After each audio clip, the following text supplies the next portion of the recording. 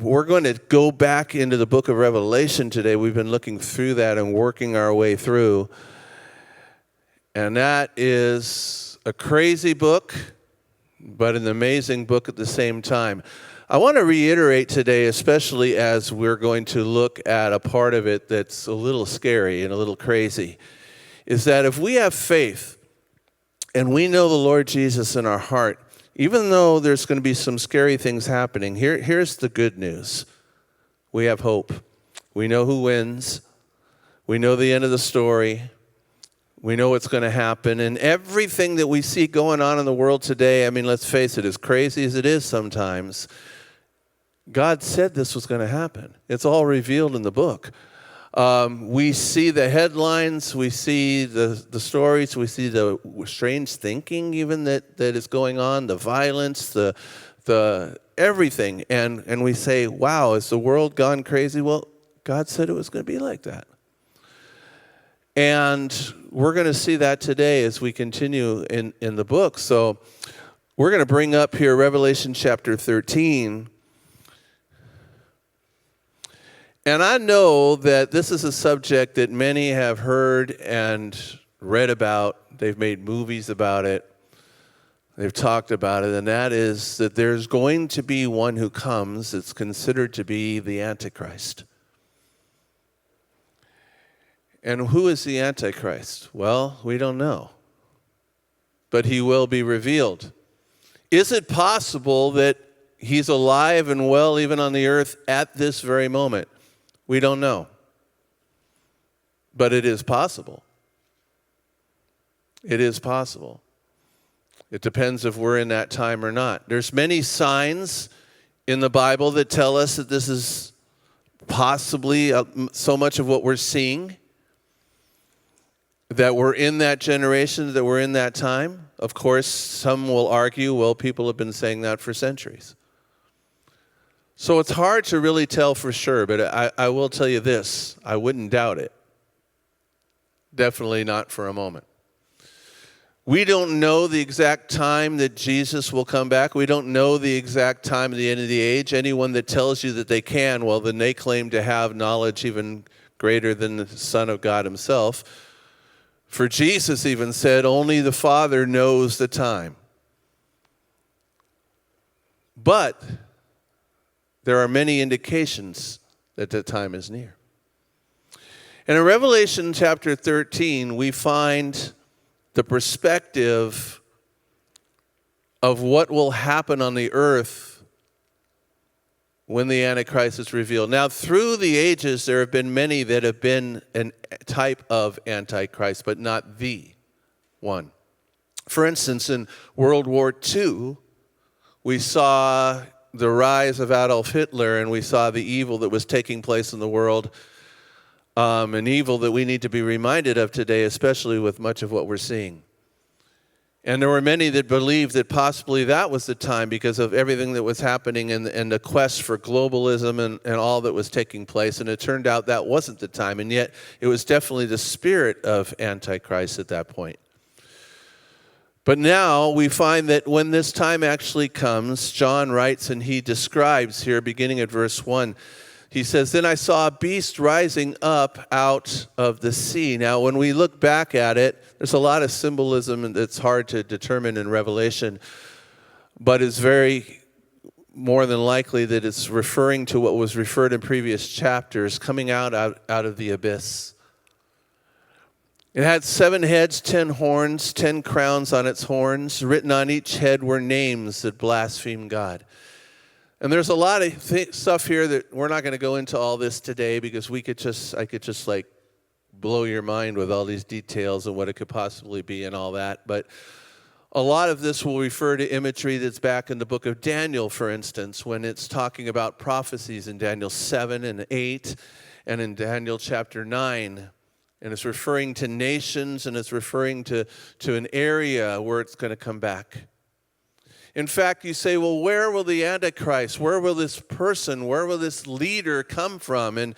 And Daniel chapter 9 seems to indicate to us that he'll come out of a revived Roman Empire area, which is most of what we know of as Europe today. And so we see a lot of this forming in the world of that which is happening in a globalistic type of world that's happening. And it says that this beast looked like a leopard. It had the feet of a bear and the mouth of a lion. And this seems to be referring back to great kingdoms of the past, Babylon and others, that we see that are referenced in the Old Testament. And it appears that in the Old Testament it was actually done forward, and now John is referring backwards, and he's referring to them in reverse order. And it seems to be the same imagery that is there. And it says that this kingdom, this globalistic kingdom that's coming, is going to seem to have characteristics from all those kingdoms of the past that were there, all kind of put together. And it says, and the dragon gave the beast his own power and throne and great authority. And the dragon, of course, is referring to Satan himself. And that's where this Antichrist will get his power. He'll be able to do signs. He'll be able to do wonders. He'll be able to do things which cause people to gravitate to him. And John writes, he says, I saw that one of the heads of the beast seemed wounded beyond recovery, but the fatal wound was healed. And the whole world marveled at this miracle and gave allegiance to the beast. Now, scholars they'll debate on what exactly that means. It is very possible that this leader himself suffered what seemed to be a fatal wound, and then somehow miraculously either comes back to life or survives it. It's hard to tell what happens. Others say it's like a kingdom that's down and then suddenly comes back. We don't know exactly for sure, but there's going to be something that causes people to marvel. It's also to note, as we'll look at this, that people would say, well, how would this person come to power where the whole world would be following them? In Thessalonians, for instance, it tells us in 1 Thessalonians that what will happen is that there will be a strong delusion, that people will believe a lie. And the whole world will do it. We saw this in 2020 in a pandemic where all of a sudden it's not just one nation, but the whole world was basically under the same thing, the same situation. And how everyone in various countries were all adopting similar practices and all falling in line, and the whole world was connected. We see today this huge push for globalism that we see, right? That's what you hear constantly in the news, right? In the political scenes, not only in this country, but in many countries, there seems to be this battle between leaders who want to lead a country and those who want to assimilate those countries into a global network. We're in a very different world. I'm 57 years old. And when I was young, I will tell you that much of what we discussed today and the way nations worked and the way connectivity together, it wasn't like that back then. Those of you who are that age or older or near it, you know that. Through the internet and through everything else that we have, so much is connected now. We can be messaging with people that are halfway around the world and message them just like that. Borders don't seem to matter anymore. There doesn't seem to be those limitations. Commerce, everything has changed. And there's this thirst for power that we're seeing more and more than ever. And often we can't even trust our own government because we don't even know who's in with who all around the world, right? It's strange. It's crazy. It almost sounds like wild conspiracy theories, but there's so much strangeness that's going on. And the Bible tells us that when the end of the world comes, the end of the world as we know it, it's going to be like that.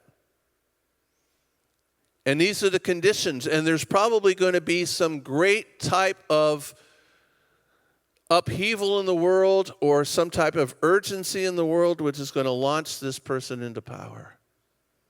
Many believe, and I do as well, that it's very possible that it's the removal of the church that we saw earlier in the book of Revelation, when suddenly we're out of here. raptured out of here. And there's people, millions of people that are suddenly gone. Small children in every nation, as the Bible seems to teach us an age of accountability to small children in every nation common to the whole world are gone. Can you imagine that? You could be having mini camp at Victory Ranch and some of these young children all of a sudden, gone. That would make for a wild day at camp, wouldn't it, Paul? Oh, where are the kids? Anyone see them? Where'd they go? Well, hopefully we wouldn't be there either. If we're still there, that's a problem. Right? Yeah, I just realized that. Man, I hope I'm not still there. That would be a panic. They left and I'm here. Terrible. Okay, well. Yeah, can you imagine? Lexi's gone, Francine's gone, Val's gone, I'm there. That's terrible. That's bad. And Paul, if you're there with me, we're not going to be happy campers, that's for sure. Okay, so yeah. Crazy stuff, right? But that would launch, the world even today is looking for a leader. They're looking for somebody that can be trusted, somebody who's going to calm the storm, somebody who's going to be a voice of reason. And the Bible tells us, for instance, in Daniel 9, and also we saw earlier in the book of Revelation, that this leader, this Antichrist, he'll come, and at first people will think he's awesome. He'll actually sign a peace treaty with, who's in the news right now? The nation of what? Israel. He'll sign a peace treaty. And he'll get them to sign it, and there'll be peace at first. There'll be peace at first. In fact, it won't really go crazy for about the first 3.5 years. And then all of a sudden, after 3.5 years, he starts putting himself up in the temple and starts claiming himself what the Bible describes as the abomination of desolation. And he starts claiming to be and wanting to be worshipped as God. That's what will happen.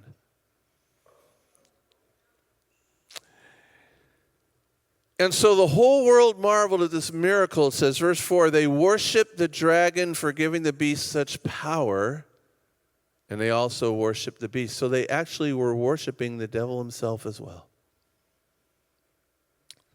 That's not that far-fetched, is it? There are people today who are willing to make a deal with the devil if they think the devil will get them what they want. The sad part about that is he'll give us things that we want to capture us, and then he'll just turn on us in the end. He's a hater. He's a liar. He's the father of all liars, the word tells us. You never want to make your deal there. It will never end well. He'd take you out now in a minute if God actually would not restrain him from doing that. And it's the same thing with everyone in the world. And he is the deceiver of the nations. And people will be deceived at this end time. And they'll be marveling at these miracles, and they'll be marveling at the power, and they will give their alliance to this leader. Let's move on.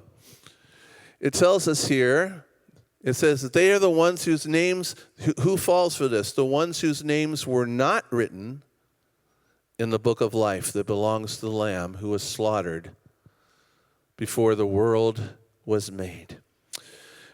We need to ask ourselves this question today and ask God, is my name written in the Lamb's book of life? How do we know?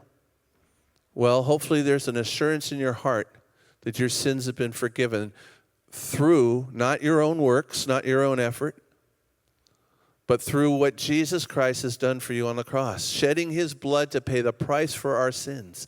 That's the way that we know that we have life, that we have forgiveness. That's the way that we know our name is written in the Lamb's book of life. It's all those who have, through faith, come to him. And it's all by grace. The Bible tells us what? Titus 3:5, it's not by any works of righteousness which we have done, but according to his mercy, he has saved us. Do you know that your name is written in the Lamb's book of life? If these events were to be happening today, do you have the assurance that you are ready. So going back to Revelation, the ones who are being deceived by this are the ones whose names were not written in the book of life. Belongs to the Lamb who was slaughtered before the world was made. And then he tells us this warning. He says, anyone with ears to hear should listen and understand. Now that's something, isn't it? I was doing a podcast interview the other day with someone, which, by the way, came up yesterday as a great interview. You should watch it. Not because I did it, but because of the subject and what she shares. Awesome. And she was asking about the podcast. This was episode 105. And she said, what is one of the things that you've learned the most doing the podcast? And I said, what makes a good podcast is you have to have the ability to listen. You have to actually hear what the person says and then respond to what the person says, not just think about what you want to say next. And that's the same thing with anything. A lot of us are very poor at listening, right? In fact, some of you didn't hear me right now because you weren't listening. Yeah? Daydreaming, thinking about something else. You say, well, wait a minute, I'm not talking over you, I'm listening. That doesn't mean you're listening. Listening means that we're actually paying attention and taking in what is being said. When people talk to you, do you actually hear them? That's a good question. Or are we just thinking about what we're going to say next? Okay, people are looking for those who actually hear them, just like God hears us, which is awesome. Okay, and here we see what's mentioned in Revelation several times. Anyone with ears? Anyone in here have ears? Check your head right now, side of your. You have ears? If you checked your head, that means you actually heard me. You actually listened, right? Okay, we have ears. God's given us ears. Some of them work better than others. Sometimes we put little aids in there and turn them up. But what is basically being said here is, hey, those who have ears to listen, hear. Anyone with ears to hear should listen and understand. Listen and understand. What does the Bible tell us in James, for instance? It says, be a doer of the word and not a hearer only. Okay? It's just, you can hear something, but you're not necessarily listening. Okay? If we listen and we take it in, we'll actually do it. It says James says, the one who actually hears the word and doesn't do it is like somebody who looks in the mirror, sees what's wrong, walks away, does nothing about it. It's not wise. No, you look and you gaze into it and you examine it and you make corrections. And that's what we're supposed to be doing here as well. What's being said here is, look, anyone who has ears to hear should listen and understand. Anyone who's destined for prison will be taken to prison. This is going to happen. Anyone destined to die by the sword will die by the sword. This is going to happen. This means that God's holy people must endure persecution. And yeah, you see the nation of Israel right now, and you see there's persecution there. It's going to be more. Them and anyone else who gets saved during the tribulation period, it's going to be a crazy time. Some people may say, well, I don't want to give my life to Christ now, but if I see these crazy events happening in the world and all kinds of people are suddenly gone and all this happened, I'll realize, oh, yeah, it was true. Well, you don't even know that because it says there's going to be a strong delusion that people are going to believe the lie, so you definitely don't want to take your chances. But even if you did figure it out and came to faith then, you're going to live through all this. Not good. There's going to be persecution. Now, there's persecution even now, but not like this. For example, just this last week, I think he's a kicker for the Kansas City Chiefs. He gave a speech. I think it was a graduation speech or something. He gave a speech about family. Oh, how could he? Gave a speech about family, fatherhood, a wife who actually loved him and loves the children and takes care and was lifting up the fact that she took care of the children and was a great wife and everything, and how being a homemaker was actually a very tough job, which it is, by the way. All the skills that you have to be a homemaker and do all those things, it's amazing skill set. And it's hard work. And he's literally, okay, you could disagree, but he's literally raked through the coals where some were calling for him actually to be kicked off the team. What does it have to do with kicking a football, right? I mean, roasted on media outlets and shows and interviews and all this kind of stuff. Since when did it be so bad to push family values? I mean, he wasn't saying that was the only way to go. But persecution. We get persecuted for faith, for views, for strong. There ends up being an intolerance. This is going to arise, and we're seeing it more and more today. Let's keep on going here.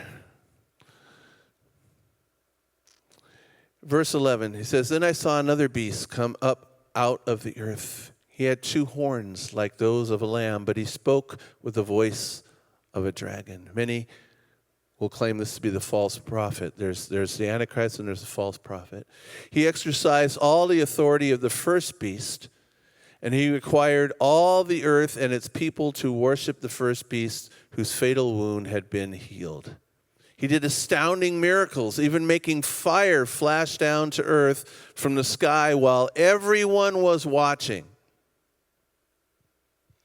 Pretty big stuff here. And with all the miracles he was allowed to perform on behalf of the first beast, he deceived all the people who belonged to this world.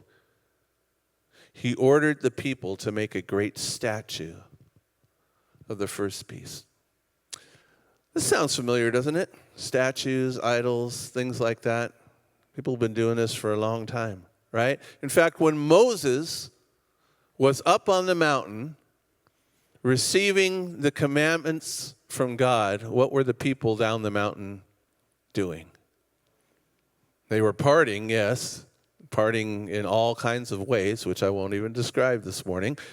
But you name it, you imagine it, they were doing it, okay? And they were partying, and they wanted an idol, so they took all the jewelry, they melted it together, and they formed the golden calf, and they're dancing and doing everything else around this golden calf, saying, "This is our God." People worship false things very, very quickly and easily, right? And yet, what was the first commandment that God had given? "You shall have no other gods before me."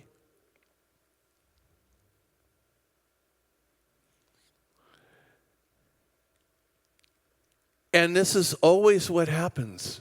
People today will seemingly want to even now worship and try anything else other than the true and living God. Isn't that true? People have their superstitions. People have their lucky this, their lucky that. It could be a coin. It could be a rabbit's foot. That's the dumbest one ever, right? How is a rabbit's foot lucky? It obviously wasn't lucky for the rabbit, right? Because, I mean, you're now holding his foot, and he's not attached. How dumb is that? But people will trust in all kinds of stuff, right? We'll rub crystals together. We'll worship those. We'll do all kinds of weird stuff. We'll worship trees, cows, you name it. I mean, it's just anything other than the true and living God. We'll give honor and call out to the universe, ignoring the one who actually made the universe. And this won't change. It's going to be this way all the way to the end.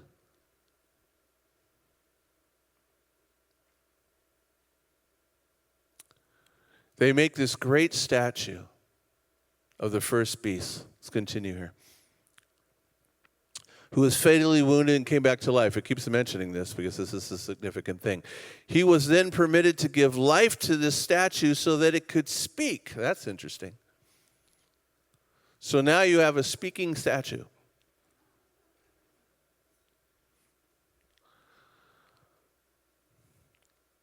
And the statue of the beast commanded that anyone refusing to worship it must die. He required everyone, small and great, rich and poor, free and slave, to be given a mark on the right hand or on the forehead. We've heard of this before, right? All through the years you've heard of this. The mark of the beast. What is the mark of the beast? And we have the technology for that today. We do. Could make you a little bit nervous. Right? So, for example, it's amazing, the technology. Your phone, for instance, has some of this technology. It's called face recognition. It recognizes your face. Right? You don't have to punch in a password anymore. On a lot of your apps, all you got to do is put it up to your face. The what? Or voice. Voice recognition in some cases as well, right? Like you can program your Alexa, if you want to listen to nobody else but you. There's a general setting where it'll take command from anyone, and there's a setting where it'll only tune into your voice. All right? That's not going to work well if you have like bronchitis or something, but normally it will work. Like the face recognition. That's when you know that you're looking really sickly, when it won't recognize your face, right? But, and here's the crazy thing about it. I noticed this a couple years ago. I was doing a Facebook Live video, walking around the courtyard, and it recognized the people in the video. And when it asked me if it wanted to tag, it brought up the various people that were on my friends list that were in the video without me doing it. That's pretty crazy. This is the kind of technology that there is today, right? So, for example, you're in your house and you're talking about some merchandise or some subject or something you want to look into, and all of a sudden you get an email, you get a notification, you get this stuff about it. It's crazy stuff. It's not a coincidence. This is the kind of technology. And they're doing things now with the eye, or where you can just put your finger there or whatever, which is dangerous because then someone wants to cut your finger off or whatever. But yeah, there's all of this technology. Small and great, rich and poor, free and slave. Here's the crazy thing. You got all these leaders and government people in all these different countries today who are all vowing for power, and they're coming together and they're trying to get this and everything. When it comes to this, they're all going to be nothing. They're all going to have to do this. No one could buy or sell anything without that mark. Say, well, why would people do it? Well, there's a reason right there. You ever go someplace and it's cash only? Those are fewer and fewer now, right? Yeah, no cash. This is cashless, right? We went to see Chris Tomlin a couple weeks ago, and we went to the Honda Center. It was cashless. There's no cash there.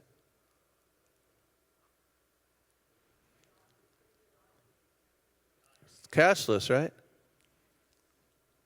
So now, like yesterday we went to get something for dinner or lunch, late afternoon. And it came time to pay. Val turned to me and I said, I don't have it. We had went in her car. My wallet was in my truck. And I said, well, don't you I don't have it. And so she turns to them and goes, you take Apple Pay? Yeah. So there we go. Right off the phone. Didn't need it. Didn't need ID. Didn't need any of that stuff you used to use. Didn't need any of that stuff. Right? But here's the thing. It's great technology, right? It's really convenient. We love it. It's great. It ties to the thing. But here's the thing. Here's the problem. Now, this is your card. This is your way you buy stuff. And if you don't have it, you get nothing. So yeah, people are going to sign up all day. They're going to do that all day. Well, this is the only way I'm going to eat. It's the only way I'm going to have goods. So whatever. What's the mark? Okay, fine. Sure.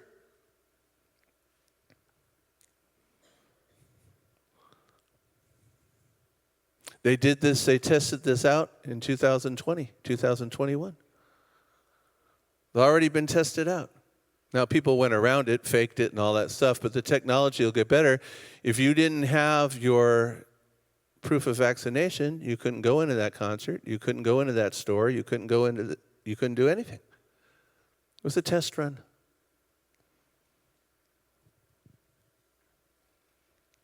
But imagine not having a paper card or an image that you could fake, but you actually had to have the mark and it actually had to be there on you to be able to be scanned.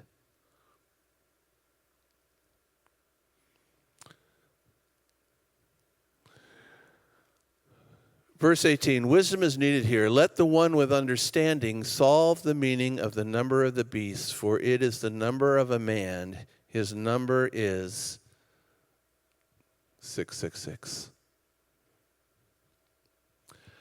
That's an interesting statement, that somehow this can be solved and figured out when the time comes. So again, we're going to end with that, but you could say to yourself, so who will it be, and will it be obvious? I don't know. I'm hoping I'm not staying here to see it, because that's not the plan. But again, I want to reiterate, as I've thrown all this out to you this morning, I want to reiterate what I said in the beginning.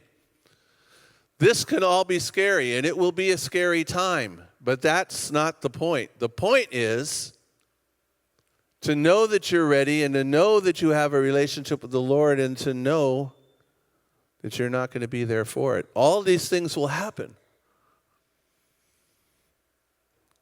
And at the end of this time, and as we continue through Revelation, we're going to see that there's the great then second coming of Jesus, where he comes and he rescues those who are waiting. And this is the second age, and the new heaven and the new earth, and all the elect that are caught up together from all sides of heaven will be coming down with. That's our future right there, for those who are waiting for his appearing. Are you ready? That's the question. That is the real question. And if you are, then rejoice and be praying and be sharing the message to all those that you know that are near and dear to you, or that you come in contact with who also need to know the message of hope. That the only reason these things have not even taken place yet is because God is not willing that any should perish, but all have the chance to come to repentance. And so he's waiting. He's long-suffering through everything that he's seeing, even today, so that people still have the opportunity to come to him. But it does tell us in the Word that the gospel will go to all the ends of the earth. And once it does, then he will return. And that time is getting closer and closer, as the gospel is reaching more and more places and has almost gone everywhere. The time is very, very short. If you're here today and you don't know the Lord Jesus Christ, he's giving you still this day of opportunity. The Word tells us that now is the appointed time. Today is the day of salvation. Do not wait. Do not put it off. God gave himself for you on the cross, his Son did.